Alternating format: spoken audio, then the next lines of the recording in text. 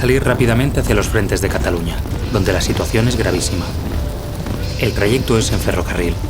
En la estación de Valencia, donde se hace una larga parada, nos llega la noticia de que la zona republicana ha quedado partida en dos. Las tropas franquistas paran su ofensiva sobre Cataluña y se dirigen a Valencia. En la provincia de Castellón se iba a decidir la guerra. Era 15 de abril, Viernes Santo, y acababa de comenzar la batalla de Levante.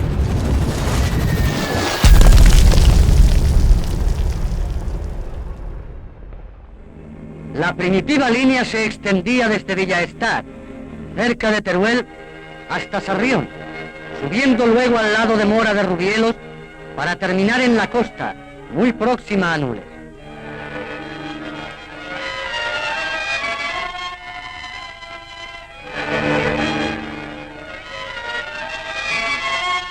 Los generales rebeldes Varela, García Baliño y Aranda, mandando 3 grandes cuerpos de ejército y teniendo a su servicio la aviación italo-germana, dispusieron sus fuerzas en orden de batalla.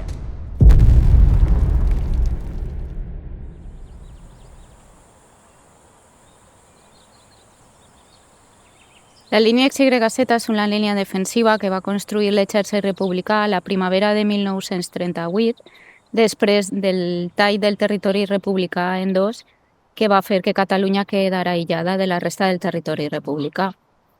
En previsió de que Franco poguera llançar una ofensiva cap a València, el govern republicà dona l'ordre el 3 de maig del 38 de construir aquesta línia que comença així en La Llosa y acaba en Santa Cruz de Moya, a Conca. Es una línea de urgencia, por decirlo de alguna forma, porque no estaba previsto que las tropas de Franco vinieran hacia Levante. Lo lógico es que las tropas de Franco hubiesen ido hacia Cataluña, que es donde estaban las fuerzas más competentes de la República. En cambio, Franco, de motu propio, decide avanzar hacia Levante. Las tropas republicanas comienzan a replegarse y se van formando hacia Valencia. Y entonces esto es una línea que se realiza para defender Valencia, la capital de la República. Ignoraban la larga lucha que han seguido las masas españolas en contra de la tiranía. Les sorprende su oposición al fascismo, tanto como su gran auxilio a la capital. La línia XYZ serveix per a la defensa de València i alhora la defensa de Madrid, perquè si cau València cau Madrid. En l'Almenara es calcula que unes 2.000 persones participaren en la seva construcció. En tota la línia participaren unes 14.000 persones, entre la població civil, els soldats i els presoners que ixen de les presons com Sant Miquel dels Reis. Si me quieres escribir, ya sabes mi paradero. Si me quieres escribir, ya sabes mi paradero. En el frente de batalla, primera línea de fuego. En el frente de batalla. Un recorrido de unos 100 kilómetros de frente y claro, en 100 kilómetros pues nos encontramos de todo. Trincheras, búnker, nidos de ametralladoras, refugios, polvorines, segundas líneas, hay trozos de trincheras que están hechos en piedra seca, otros que están excavados en la tierra, pues dependiendo del terreno, están de una forma u otra, construyendo un poco, pues aprovechando generalmente lo que en el mismo terreno tenían. Con ese tipo de construcción lo que se logra es cubrir mucho espacio con muy pocos defensores. La defensa aquí no es con grandes bloques de hormigón, nidos de ametralladoras blindados y cosas espectaculares, no, muy al contrario. Se aprovechaba la orografía del terreno. Esta línea es una de las líneas más contundentes de defensa creadas por la República a lo largo de toda la guerra. De hecho, podemos afirmar que es la única que soporta los ataques de Franco.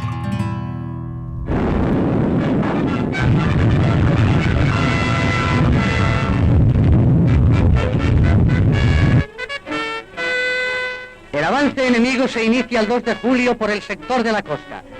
Golpea furioso una y otra vez, volcando sobre las líneas torrentes de fuego, y solo merced a su superioridad de elementos, consigue a lo largo de 10 días una ligerísima ventaja. Llegamos a Almenara. Acampamos como era costumbre a las afueras. Durante los días que estuvimos allí eran frecuentes las incursiones de la aviación enemiga. Las gentes de Almenara estaban inquietas ante la proximidad del frente. Comenzamos a hacer trincheras no solamente nosotros, también miles y miles de soldados distribuidos por distintos lugares. Se estableció una auténtica red de trincheras. Esto elevó mucho la moral de los combatientes. Y el nombre de XYZ, hay dos teorías. Una que es por las coordenadas, por el tipo de coordenadas, ya que es una línea que se construye no solamente contando la longitud y la altitud, sino que también la profundidad, por el tipo de la orografía que tenemos aquí en la sierra. La otra, que es, para mí, bajo mi punto de vista, es algo un poco más místico, más de leyenda, que dice que era la línea XYZ, y como detrás de la Z ya no hay nada, que era ya la última defensa ya que había sobre Valencia. En un primer moment, a l'inici de la guerra pràcticament no és visible a estos pobles, i 100 columnes que després es convertiran en brigades mixtes i 100 columnes del poble pues, en sindicalistes, en afiliats a partits polítics, però el front està molt lluny d'ací. Nosaltres comencem a percebre que la guerra està molt lluny. En un primer moment, en la evacuació de Madrid, sobretot de xiquets i de dones de Madrid, que venen ací refugiats, i després de la desbanda en la carretera de Màlaga-Almeria, que n'hi ha molts andalusos refugiats en Almenara. I aquestes són les dues primeres onades de refugiats. Després, la guerra en si, sentir-la com a molt prop a partir de la batalla de Terol, quan ja sí que hi ha un moviment de tropes professional amunt i avall i ja comencen a vindre soldats al poble. Almenara és l'únic poble de la plana baixa que no és evacuat, no té una ordre d'evacuació. Per tant, tota la població que encara queda en el poble, perquè molta gent fuig per la proximitat del front, però la gent que es queda participa en qualsevol tasca que necessita l'exèrcit, ja siga en el cultiu, en la recollida de la fruita, de la verdura, en les fàbriques de conserves que teníem dos al poble i que quasi tota la producció anava per a l'exèrcit, i després en qualsevol tasca, vull dir, des de llevar roba als soldats fins a alimentar-los, portar-los a casa, que menjaren, qualsevol cosa que necessitara l'exèrcit i les altres zones de la rereguarda. La gent que es queda precisament per això, per ajudar i per a resistir. Desde las alturas de la Sierra de Espadán, a unos 700 metros sobre el nivel del mar, contemplamos el panorama que se divisaba. Estábamos llegando al frente.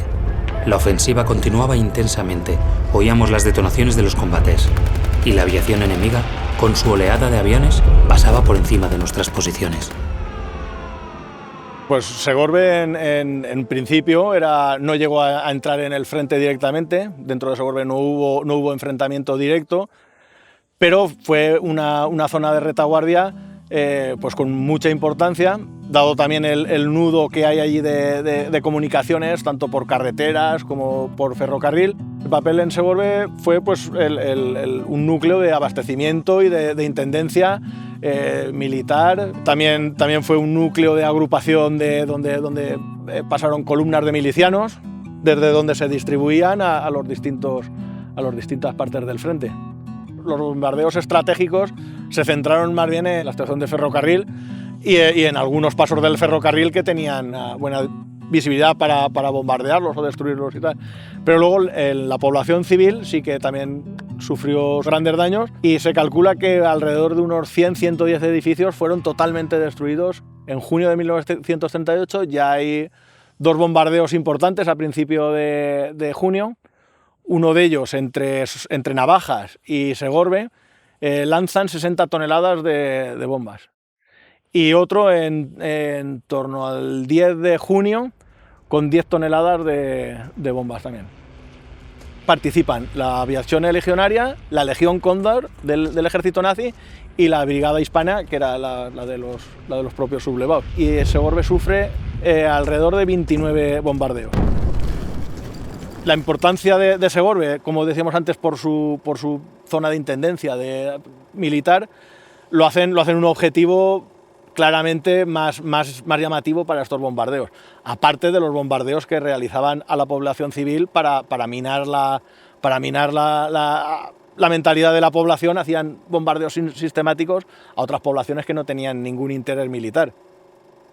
Se crea la Junta de Defensa Pasiva de Segorbe en abril de 1937 Y pues la Junta de Defensa era para prever estos ataques, para prever cómo defender a la población civil. En 1937 ya personas o familias o grupos de vecinos que empiezan a construir ya sus propios refugios dentro de sus casas. En algunas ocasiones pues utilizando ya infraestructuras que ya habían, pues como sótanos, como cavas de vino, antiguos desagües, y otros pues excavando directamente pues pequeñas madrigueras donde poderse refugiar 3 familias, 4 familias. Segorbe es el 5º municipio de todo País Valenciano con más víctimas por bombardeos. Oficialmente 128, aunque hay anotaciones que llegan hasta los 194. Ya a partir de este momento el enemigo no consigue avanzar.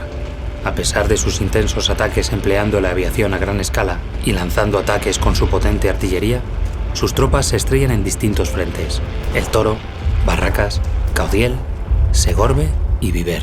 La batalla en Viver pasa por ser una de las más duras que hay en la batalla de Levante. El enemigo, una vez situados sus efectivos, inicia el ataque con fortísima preparación de aviación y artillería. La tierra cruje sin cesar, herida por la metralla, y una lluvia de fuego desgarra los campos. Mussolini le había exigido a Franco llegar el primero a Valencia.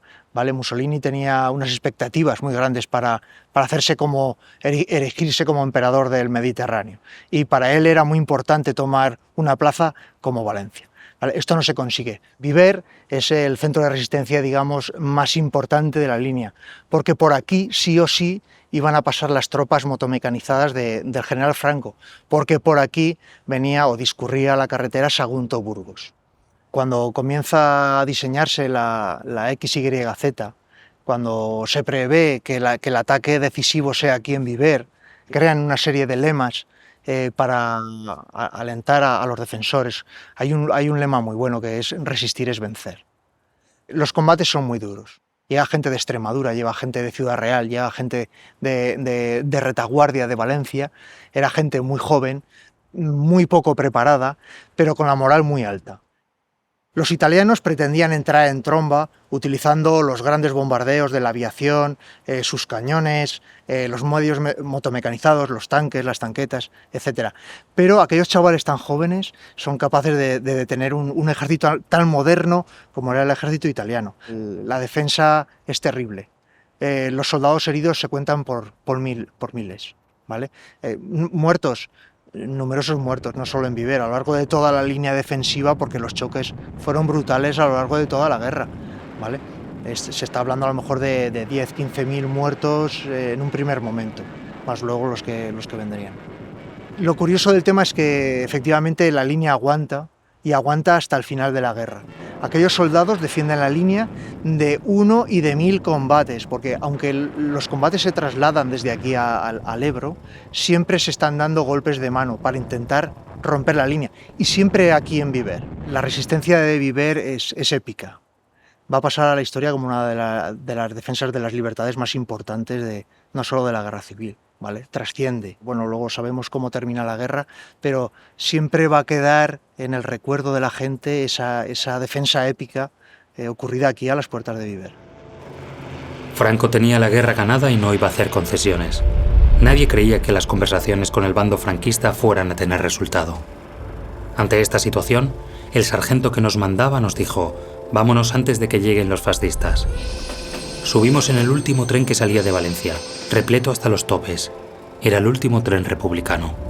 Atrás quedaba lo que fue el Frente de Levante.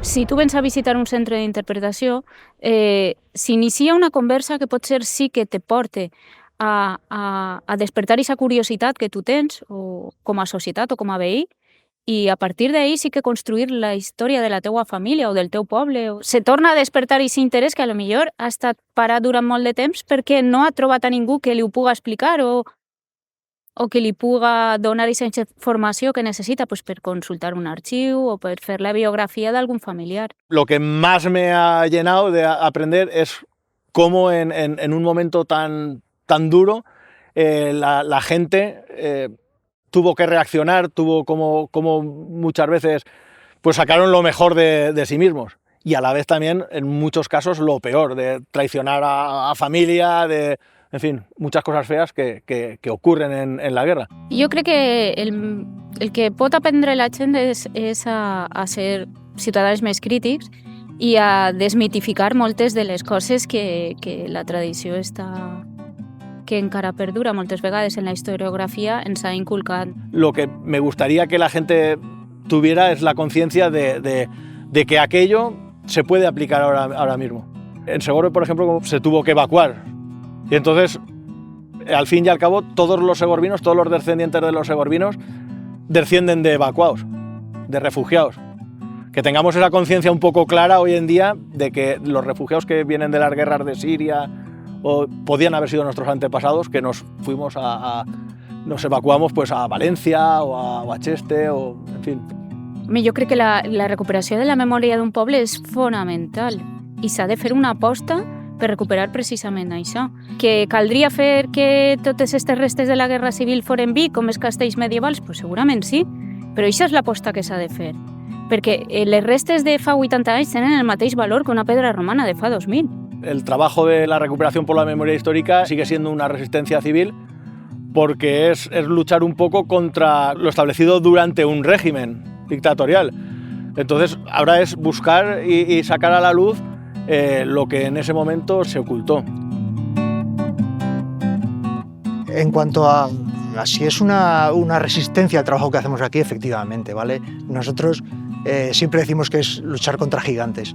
Parece que todas las sinergias que hay a nuestro alrededor no quieran que saquemos del olvido, que rescatemos del olvido nuestro pasado, que recuperemos nuestros restos. Es una lucha dura, ¿vale? Pero nosotros somos tenaces, somos casi tan tenaces como en el año 38 y, como decía Negrín, resistir es vencer, es nuestro lema todavía. Si me quieres escribir, ya sabes mi paradero. Si me quieres escribir, ya sabes mi paradero. En el frente de batalla, primera línea de fuego. En el frente de batalla, primera línea de fuego. Si tú quieres comer bien, barato y de buena forma. Si tú quieres comer bien, barato y de buena forma, en el frente de batalla allí tienen una fonda. En el frente de batalla allí tienen una fonda.